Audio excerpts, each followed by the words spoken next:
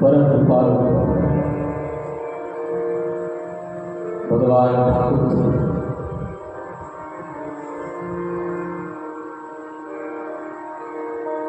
તેમના દિવ્ય અનુગ્રહ અધિક મહિનો અંજવાળીનો આવ્યા અધિકના દિવસો અધિકસ્ય અધિક ફલમ. દરેક મહિનાઓમાં અધિક મહિનાનું વિશેષ મહત્વ છે. જેમ 12 માસમાં શ્રાવણ મહિનાનું મહત્વ છે, એમ 3 વર્ષે અમુક વર્ષો વીત્યા પછી અધિક મહિનો આવે છે.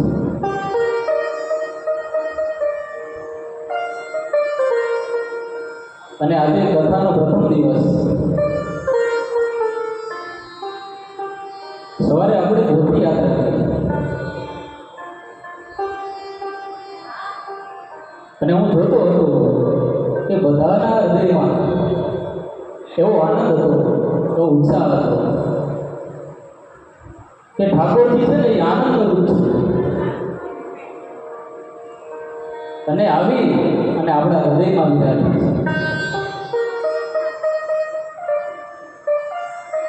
નગર આ તડકાના દિવસો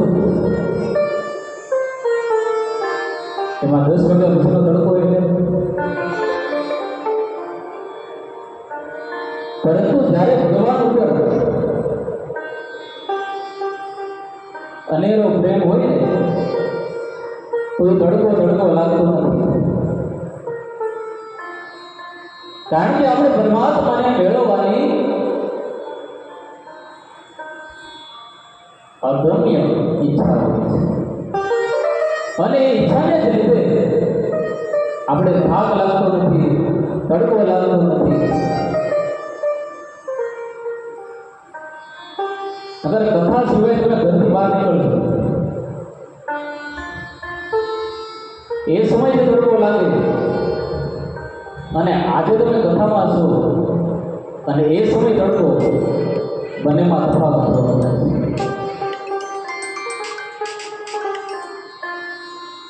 કારણ કે આપણા હૃદયમાં જ્યારે ભગવાન આવે એ પરમાત્મા જ આપણને શક્તિ આપે છે.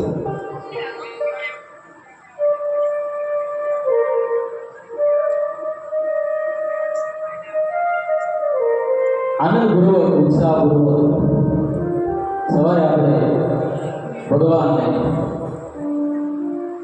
આ મંદિરમાં પધરાવ્યા. ભગવાન આવી જાય ને પછી આ કથા મતલબ રહેતો નથી, ભગવાનનું મંદિર બની જાય છે.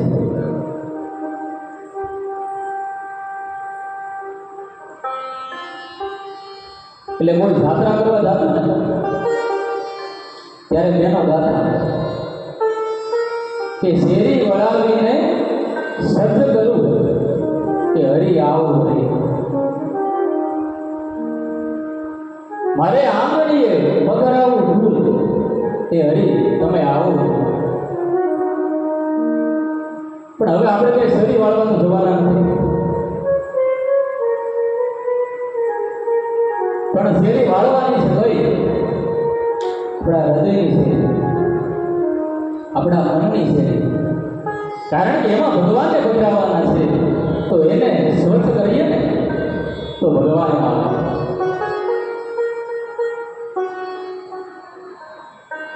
કહેવાય ને કે સ્વચ્છતા ત્યાં પ્રભુતા. આપણે પણ જેવું ન ગમે ને તો એ પરમાત્માને જ્યારે આપણા હૃદયમાં આવવું હોય ત્યારે હૃદયમાં કામ, ક્રોધ, લોભ, ઈર્ષા, અદેખાય આ બધા અવગુણ છે ને આપણે દૂર કરી દેવાના. અને કદાચ આપણે દૂર ન કરી શકીએ ને તો એ ભગવાન ઠાકોરજી આવી જાય ને તો વાલા અવગુણ દૂર થઈ જ જાય.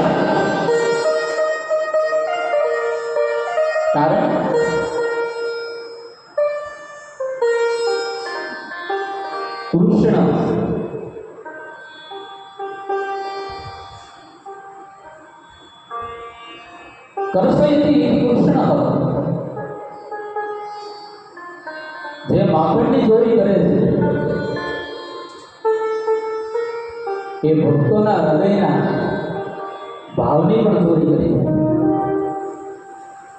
આપણા મનની પણ ચોરી કરી જાય. એ મનમોહન છે.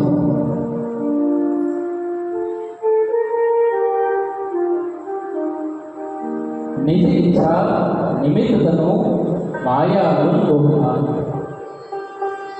વાલા આપણી ઘણી ઘણી ઈચ્છાઓ હોય કે મારે આમ કરવું છે, તેમ કરવું છે, પણ એમાં નિજ ઈચ્છા નિર્મિત તનો માયા ગુણ ગોપાલ. ત્યાં સુધી ભગવાનની ઈચ્છા ન થાય. હા, એ નિમિત્ત બનાવે, તમને અમને બધાને નિમિત્ત બનાવે,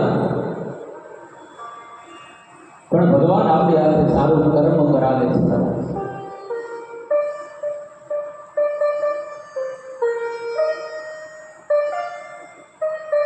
એ પરમાત્મા શ્રીમદ ભાગવત એની કથાનું રસપાન કરવા જઈ રહ્યા છે.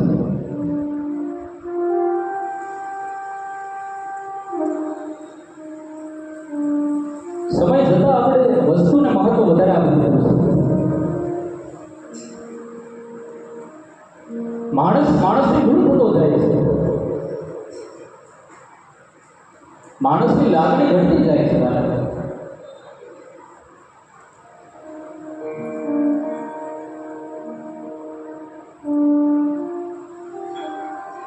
આપણે જોતા રહીએ છીએ, માણસ એકલો એકલો મૂંઝાઈ જાય. દરેક સુખ આપણે દરેકને કહી શકતા નથી, એમ દરેક દુઃખ પણ આપણે દરેક વ્યક્તિને કહી નથી શકતા.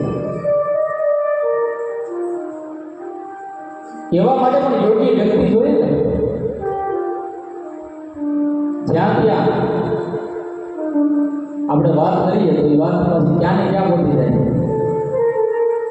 અને પછી આપણે જાણવા મળે કે જેને આપણે આપણા ગણતા હતા એને તો આપણી જ વાત વધારીને આગળ કહી દીધી. એટલે માણસ બહુ વિચાર કરે છે.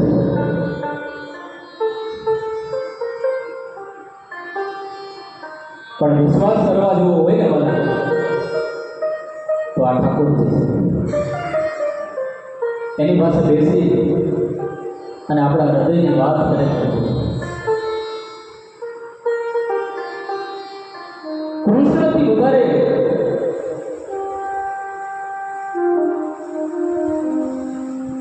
આપણે માણસની ઉપર વિશ્વાસ રાખવાનો છે. માણસ ઉપર વિશ્વાસ હોવો જ જોઈએ, પણ એ મનુષ્યનું સર્જન કરનારા પરમાત્મા ઉપર અતૂટ વિશ્વાસ જોઈએ.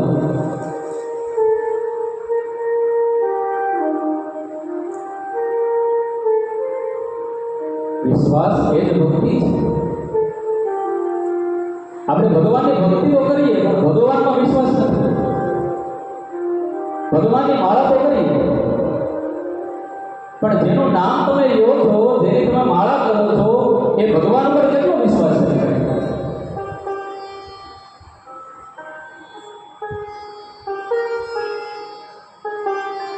ભગવાનનો ભક્ત કોને કહેવો?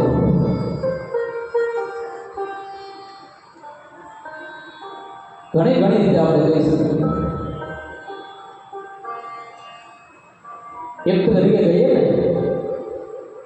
તો જે ભક્તિથી ધરાય એને ભક્ત કહેવાય. ભક્ત હોય ને એ ભક્તિથી ધરાય. હજી માળા કરવી છે, હજી મંદિરે જવું છે, હજી દાન દેવું છે, હજી સ્વામિનારાયણ ભગવાનની માળા કરવી છે. એક માળા પૂરી થઈ ગઈ અર્થ એવો થોડો છે આ નવરા બેઠા નથી ભગવાન યાદ આવે, આ કામ થોડું છે.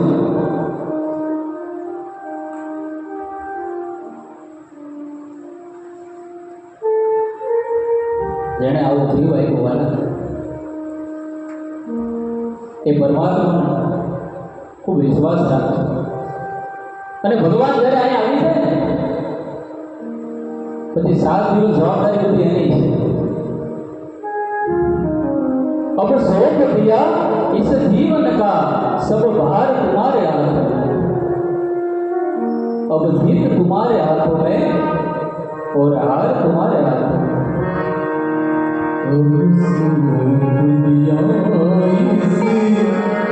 जीवन का सुधार तुम्हारे हाथों में, और जीवन का सुधार तुम्हारे हाथों में।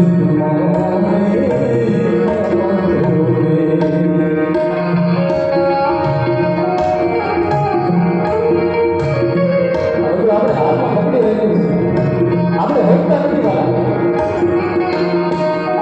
अब जीत तुम्हारे हाथों में, अब जीत तुम्हारे हाथों में, अब हार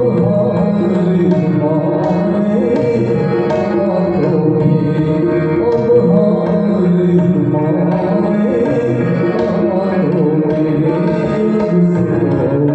हाथों में। जीवन का सब भार तुम्हारे हाथों में, सब भार तुम्हारे हाथों में।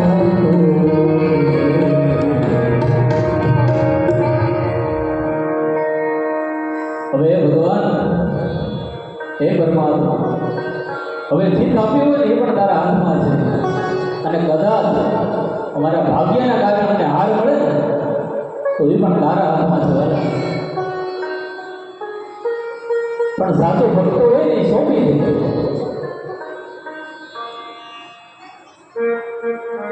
હરિનો માર્ગ છે સુરાનો, એમાં નથી કાયરનું કામ।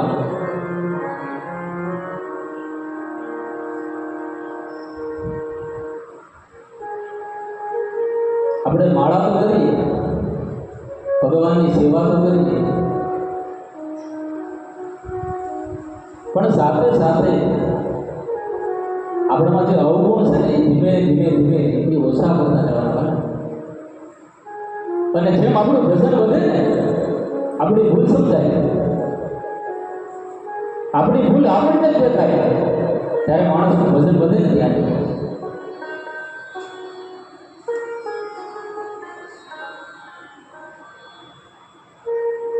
કોઈ બીમારી થઈ હોય ને તો આપણે ડૉક્ટર પાસે જઈએ, અને ડૉક્ટર આપણને કહે કે આ સમયે એવી દવા લેજો, બધી પથ્ય પાળવાનું કહે, સાથે સાથે શું કહે ખબર છે? આ તમારે નહીં ખાવાનું, આ નહીં કરવાનું, દવા તો લેવાની પણ ઘરેથી પણ રાખવાની। આપણે ભગવાનના નામની દવા તો લઈએ છીએ પણ ઘરેથી કઈ રાખતા નથી। કઈ ઘરેથી? જીવનમાં આપણે માળા તો કરીએ, પૂજા તો કરીએ, પણ નિંદા છોડતા નથી, એની ઘરેથી રાખવાની છે।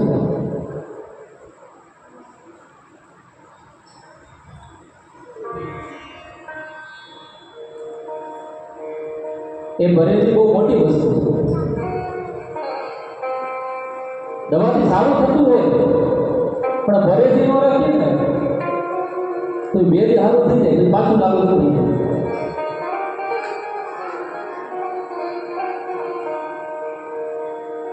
આ ભગવાનની કથા છે ને એ જીવન જીવવાની પાઠશાળા છે।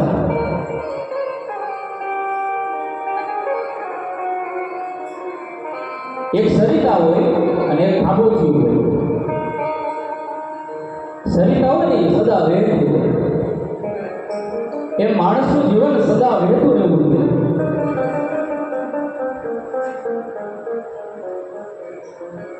જીવનમાં બંધન ઘણા બધી હોય, પણ છતાં જેમ ભગવાનની કથા ગંગા છે ને એ સદા વહેતી રહે છે। ગંગા જે અટકે એમ ભગવાનની કથા ક્યારેય પૂરી થતી નથી। હરિ અનંત, હરિ કથા અનંતા. જેમ ભગવાન અનંત છે એમ ભગવાનની કથા અનંત છે. હા, આપણે 7 દિવસની કથા હોય એ કથા વિરામ થાય, પૂરી નથી થતી. અહીંયા કથા વિરામ થાય તો બીજે ચાલુ થાય, એમ સતત સતત વહેતી રહે. એમ આ કથા એ પણ ગંગા છે.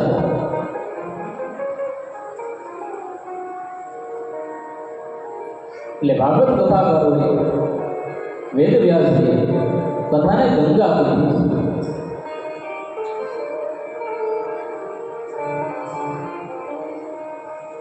બડે ભાગ માનો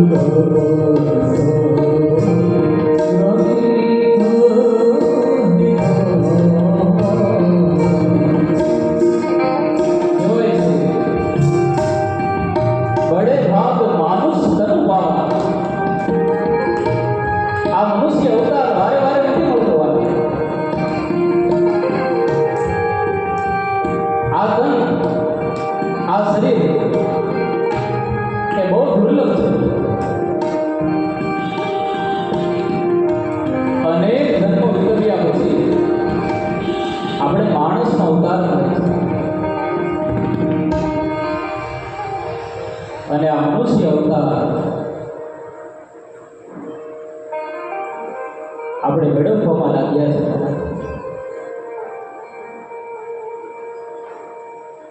અને વાલા શરીરનો કાંઈ નક્કી નથી હોતું. આપણી વચ્ચે બેઠેલો માણસ ત્યારે આપણી વચ્ચે ન હોય. ખબર નહીં પલકી ઓ મેરે ભાઈ બાત કરે આપણે ખબર નથી કાલની, પણ માણસ છે એટલે મોટા મોટા સપનાઓ જોઈએ કે હું આમ કરીશ, હું તેમ કરીશ અને કરવા જોઈએ. પણ અંતે તો જે ભગવાને ધાર્યું હોય ભલા એ હું હરિ મારો રક્ષક એ ભરોસો જાય. જે હરિ કરશે એ મારા હેતુ. ભગવાન પાસે માગીએ ને તો પણ આપણે એવું માગીએ કે આપણે એમ થાય કે આપણા માટે સારું હશે, પણ વાલા ઘણી વાર આપણે માગતા નથી. આપણું બાળક હોય આપણી પાસે જીદ કરે તો આપણે એ બધી ઈચ્છા પૂરી કરીએ છીએ. કારણ કે આપણે ખબર છે કે એના માટે સારું છે કે ખરાબ છે. એમ આપણા ભગવાન પાસે, આપણા ઈષ્ટદેવ પાસે આપણે માગીએ તો ખરા, પણ ભગવાન ઘણી વાર નથી આપતો ને એ આપણા માટે સારું પણ હોતું નથી. આપણે એમ લાગે કે આપણા માટે સારું છે, પણ હકીકતમાં એ ખરેખર સારું છે કે નહીં એ તો પરમાત્માને ખબર છે.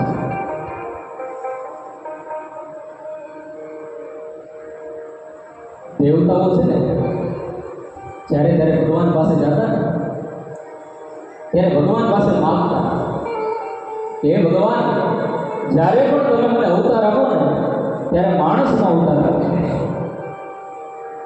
કેમ? કારણ કે માણસના અવતારમાં જ વાલા આ ભગવાનની કથા છે, ભગવાનની પૂજા છે. બીજા એવા એક અવતારમાં ભગવાનની કથા નો સાંભળી ગયો. 84 લાખ લોહી છે. કીડા, મકોડા, જીવડા, પશુ, પક્ષી, એમાંથી એક જ આ અવતાર એવો છે કે એમાં આ જીવનો આપણે ઉદ્ધાર કરી શકીએ. આપણે નરમાંથી નારાયણ બની શકીએ એવો અવતાર આવે છે.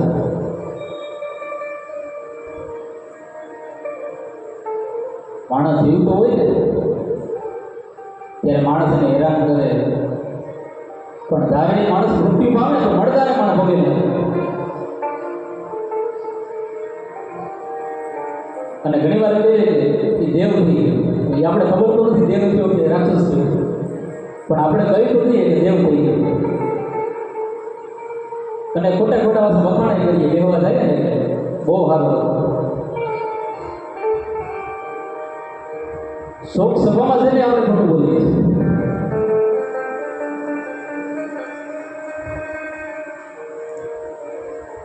પણ મારો ભગવાન જાણે સવાલ આપણે કેવા છે. આપણો દિવસ પૂરો થાય ને ત્યારે રાત્રિનો સમય આવે ને ભલા, ત્યારે સૂતી વખતે ઉઠા હોય ને ત્યારથી લઈ અને શું ને ત્યાં સુધીનો બધો વિચાર કરવાનો કે આજે મેં કોને દુઃખી થઈ નાખ્યું, આજે મેં કોનું લઈ લીધું, આજે મારે કારણે કોણ દુઃખી થયું, કોનું દિલ દુભાણ. અને ભગવાને પછી માફી માંગજો વાલા, કહેજો કે હે ભગવાન, અંતે તો હું માણસ છું. એ કદાચ એ વ્યક્તિ પાસે જઈને હું માફી ન માગી શકું, પણ તારી પાસે માફી માગી શકું કે મારાથી આ ભૂલ થઈ ગઈ છે. અને વાલા આપણે ઘણું ઘણું અંગરી રાખ્યું છે અને એ દુઃખી કરે છે. પહેલાના માણસો છે ને રસોઈ બનાવતો ને એમાંથી દેતવા બહાર કાઢે, 5 વાર ઘી હોતા જમવાનું બનાવ્યું ને 5 ગોળી અગ્નિદેવને જમાડી ગાયનો કૂતરાનો ભાગ કાઢી અને પછી જમતા. હવે તો આપણે કઈ એવું થતું નથી. ઇલેક્ટ્રિક સગડી આવી ગઈ, ગેસ આવી ગઈ, આપણે કદાચ કરવાની ઈચ્છા હોય તો પણ ન થાય.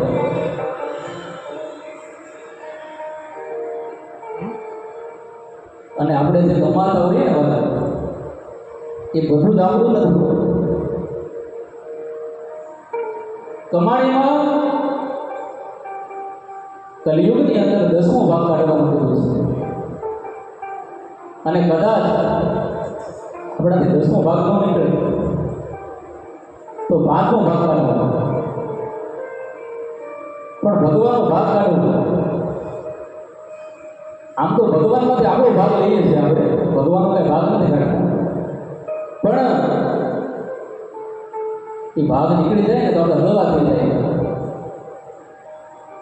આપણું શાસ્ત્ર કહે છે કે જે વ્યક્તિ પિતૃ કાર્ય કરે અને પિતૃ કાર્ય થયા પછી જો એ હળવો થઈ જાય તો સમજવું કે એના પિતૃ હળવા થયા છે. અમે આ જીવનમાં અનુભવ કર્યા છે કે નારાયણ બલિ કરીએ, તરપીંડી શ્રાદ્ધ કરીએ, પછી મુંડન કરાવ્યા.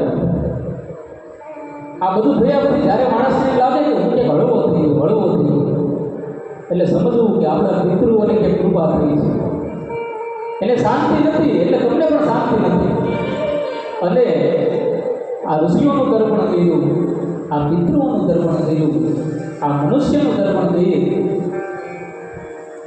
અને આપણે એનો ભાગ કાઢી દઈએ. ભાગ નીકળી ગયો ને એટલે આપણે હળવા લાગીએ.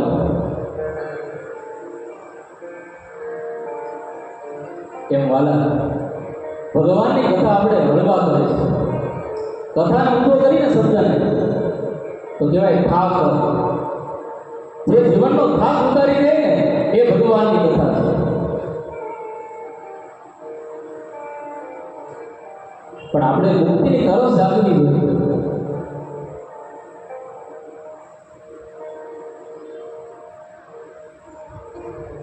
એક ટ્રેનની અંદર બહુ અમીર વ્યક્તિ જતો હતો. પાણીની બોટલ લઈને 2-4 છોકરાઓ પાણી આપતા.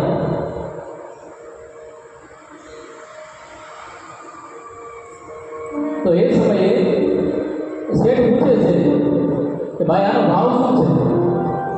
તો પાણીની બોટલના એણે 20 રૂપિયા કે 30 રૂપિયા લીધા. એવડો મોટો માણસ એટલા બધી પૈસા થોડા હોય.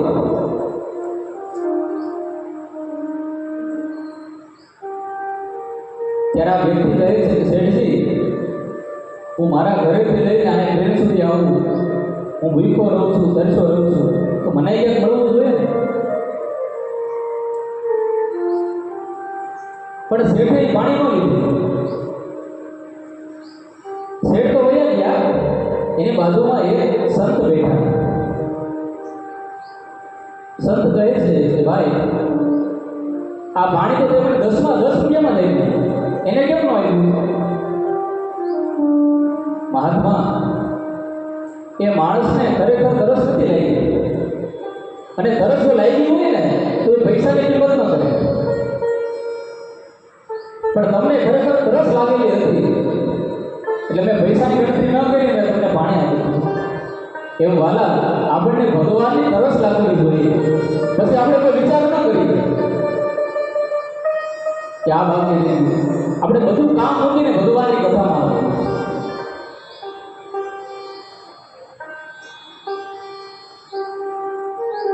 અત્યારે કોઈ પાસે સમય નથી સાહેબ, પણ સમય કાઢવો પડે છે. અને જ્યારે આપણે આપણા માટે સમય નથી કાઢતા ને, ત્યારે આપણે આપણાથી થોડા દૂર થઈ જઈએ છીએ.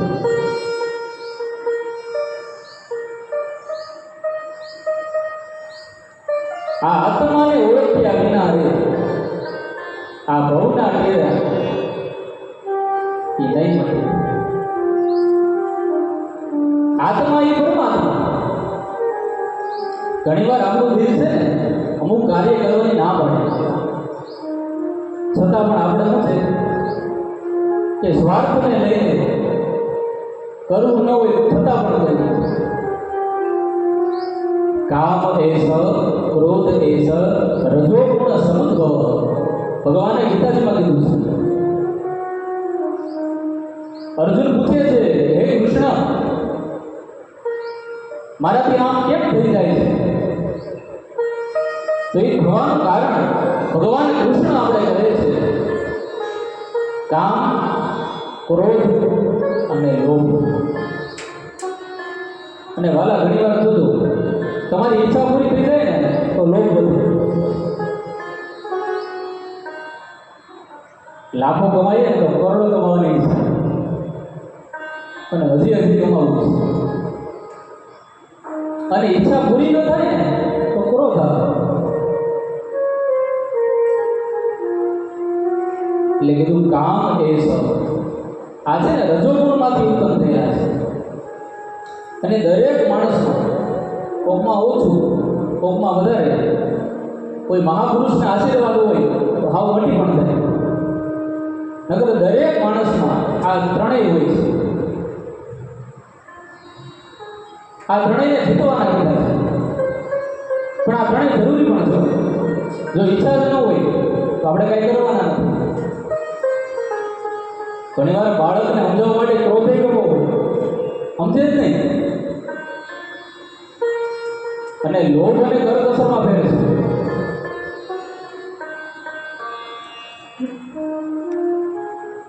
પણ કહેવાય છે અતિ ન થવું જોઈએ. દરેક વસ્તુ જીવનમાં જરૂરી છે, પણ અતિની કોઈ ગતિ નથી. અતિ ભલો ના બોલવું, અતિ ભલી નથી. અતિ ભલો ના બરસવું, અતિ ભલી નથી. બહુ તડકો પડે એ પણ સારો છે, અને બહુ વરસાદ થાય એ પણ. ઘણી વાર આપણે ખેડૂતોને જોઈએ કે દાદા બહુ વરસાદ થઈ ગયો. એમ અતિ બોલવું પણ સારું નહીં, અને બહુ ચૂપાઈ સારું નહીં. પણ આ કોણ શીખવાડે? આપણે જીવન જીવતા શીખવાડે છે રામાયણ. શું કરવું એ રામાયણમાંથી શીખવાનું છે, અને શું ન કરવું ને એ મહાભારતમાંથી શીખવાનું. वचन दिया सोचा नहीं होगा क्या परिणाम माना वचन तो आपी दे पण एનું પરિણામ માટે સોચ સમજ કરી लीजिए जीवन में रहना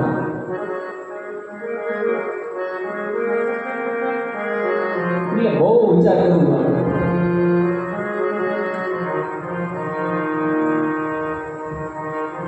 અને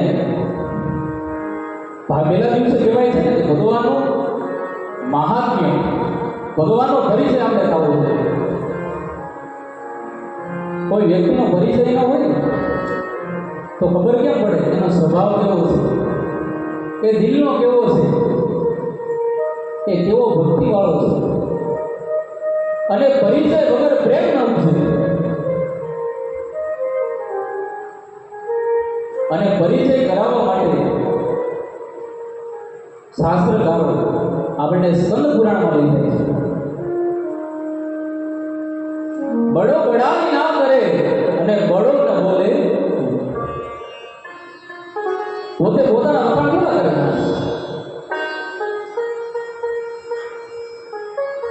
આ ગ્રંથ છે એ પોતાના વખાણ થોડો કરે એના વખાણ કરે છે સ્કંદ પુરાણ અને સ્કંદ પુરાણમાં પ્રવેશતા પહેલા ભગવાન પાંડુરંગને યાદ કરી ભજો ભજો ભજો મન પાંડુરંગ